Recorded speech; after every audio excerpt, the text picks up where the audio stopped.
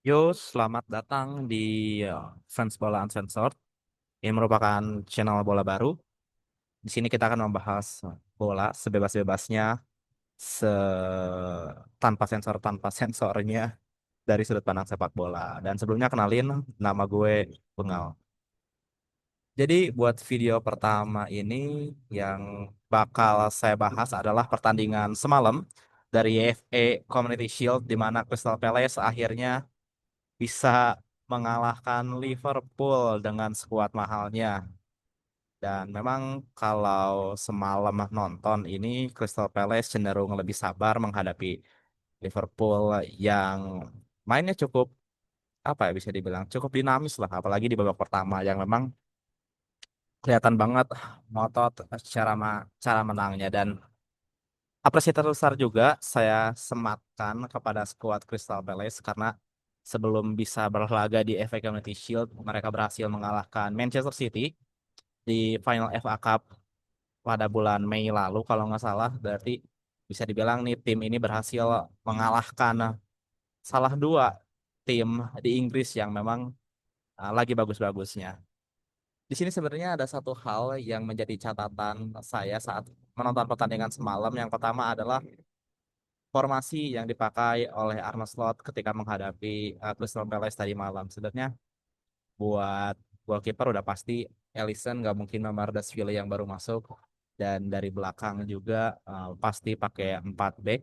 Di situ ada Frimpong dan Kerkes pemain baru langsung sebagai fullback karena tren cabut ke Madrid, dan Robo juga underperform musim lalu. Dan ini yang agak apa ya bisa dibilang agak mengejutkan bagi saya adalah komposisi pemain tengah Liverpool ketika menghadapi Crystal Palace semalam.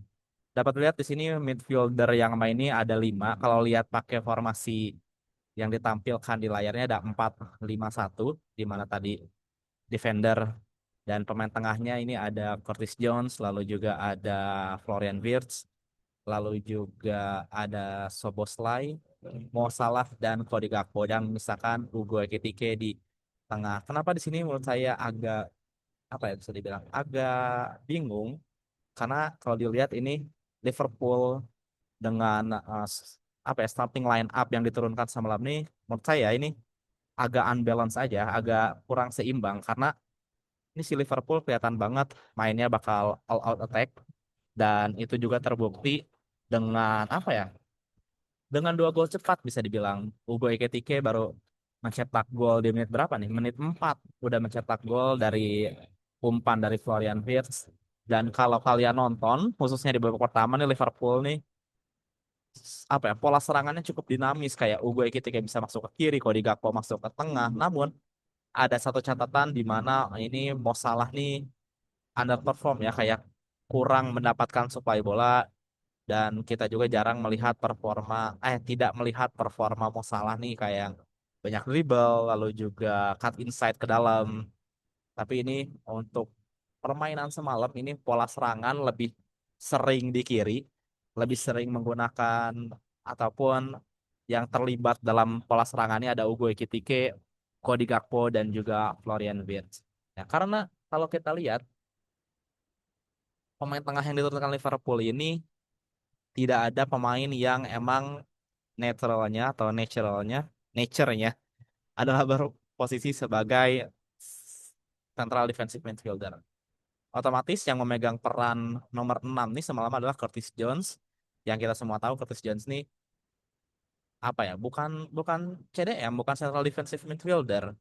Dan saya curiganya kenapa ya Curtis Jones yang main, ya karena kalau nggak salah nih si Gravenberch belum dibawa, dan ya biar ada orang Inggrisnya. Sebelumnya kan kayak Liverpool nih jatah pemain Inggris di starting line udah pasti ada tren. Nah, di sini semenjak tren cabut ke Madrid ya Curtis Jones feeling saya ada kemungkinan bakal lebih sering turun sebagai starting line up gitu. Dan apresiasi terbesar ditunjukkan kepada Crystal Palace, meskipun dari sepanjang 90 menit pertandingan Liverpool menguasai pertandingan, namun Crystal Palace berhasil bertahan dengan baik, tidak terlalu parkir bis kalau dilihat. dan apa ya bisa dibilang nih ada apresiasi terbesar lah. Salah satu pemain Crystal Palace yang menurut saya mainnya cukup bagus lah Daniel Munoz di sini.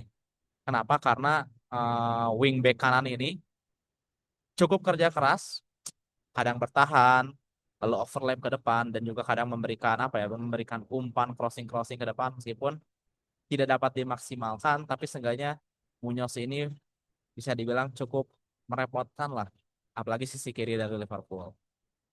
Ditambah Jean Philip Mateta yang emang keras badannya dan Adam Wharton juga apresiasi berhasil menjaga lini tengah dari Palace. Ditambah lagi dia satu assist kepada Ismail Assar.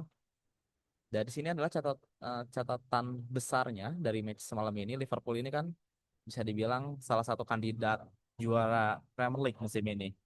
Dengan mendatangkan banyak pemain, lalu juga skuad yang ada ini cukup megah dan cukup besar untuk memenangkan Premier League. Namun kalau misalnya bermain dengan formasi semalam, menurut saya ini masih unbalance, masih kurang seimbang. Kenapa? Karena ini terlalu all out attack dan di saat bertemu tim seperti Crystal Palace yang emang punya defensive awareness yang cukup tinggi dapat dilihat di sini Crystal Palace bermain dengan 3-4-2-1 dan pemain yang bertipikal sebagai pemain bertahan ini cukup banyak seperti ada Daniel Munoz dan juga Tyreek Mitchell yang juga wingback kadang ke belakang, ada Muartan juga yang berperan sebagai double pivot juga lebih kuat dalam sisi bertahan dan di sini ya, tentunya bakal cukup menyulitkan untuk Liverpool dan cara bermain Palace yang banyak through ball cukup menyusahkan Liverpool terbukti through ball pertama berhasil membuat Virgil van Dijk melanggar Ismail Assar kalau nggak salah sampai membuahkan penalti dan gol kedua juga itu terupas dari Adam Wardana ke Ismail Assar yang akhirnya membuahkan gol di menit berapa nih 77. Jadi sekali lagi selamat kepada Crystal Palace. Mainnya bagus meskipun musim ini tidak terlalu banyak mendatangkan pemain so far cuma datangin Walter Benitez doang sebagai pelapisnya Dean Henderson. Namun kalau misalnya tidak ada pemain yang cabut dari skuad juara FA Cup kemarin, saya rasa Crystal Palace di bawah Oliver Glasner ini bisa seenggaknya berada di papan tengah ataupun bukan kembali ya karena kan ini lolos ke Europa League gara-gara juara FA Cup. Seenggaknya berada di papan tengah lah feeling saya dengan skuad yang ada sekarang. Cukup bisa merepotkan tim papan atas menghadapi tim yang emang secara kualitas di bawah bukan suatu tantangan besar. Dan juga untuk Liverpool, catatan dari saya adalah sepertinya perlu memainkan pemain yang berada ataupun netral sebagai nomor 6 seperti kemarin Ryan Giro Gravenberch ataupun Jamek Alistair yang berada di nomor 6 karena Curtis Jones ini menurut saya masih belum bisa memegang peran tersebut. Dan kalau bisa, dan kalau lihat juga ini untuk central midfielder yang menopang di tengah nih, seperti Soboslai dan juga Florian Wirtz ini, ya harus, apa ya bisa dibilang, merubah role-nya lah. Kalau bisa kita lihat nih, Soboslai dan Wirtz ini, uh, tipikalnya ini pemain yang menyerang, dan ketika diserang ya kerepotan gitu. Itulah segitu mungkin video pertama. Terima kasih sudah mendengarkan. Nantinya di sini bakal sedikit spoiler, saya akan membahas mengenai tim-tim Premier League yang mana nanti sebentar lagi akan dimulai yaitu tanggal 17 Agustus. Ya udah sekian teman-teman. Ciao. Thanks for your support. Goodbye.